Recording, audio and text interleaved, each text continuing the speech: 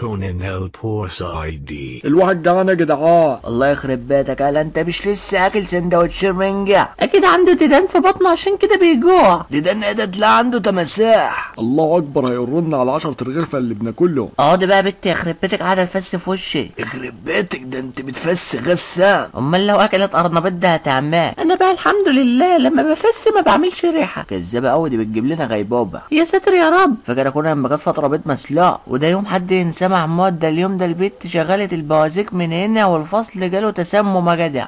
اليوم دوت الفصل كله جال عمى الوان. انا مش فاكره انتوا بتتكلموا عليه بصراحه. على فكره الجو بدا يسقع قوي. لازم كلسون تحت البنطلون. بقول يا جماعه امال بقت لي معاك واحد ينوبك سواق. انا ما اشفر اليومين ده. امال اكون انت قامت وصمت وما بتتكلمش معانا ليه؟ ما فيش، بشوف اي مصلحه على النت. طب تعالوا ننزل بقى عشان البنزين اللي عمال يتحرق ده بفلوس. يخرب بيتك، ده انت راجل ناحه. ايه ده؟ مش الواد ده عبده قصريه؟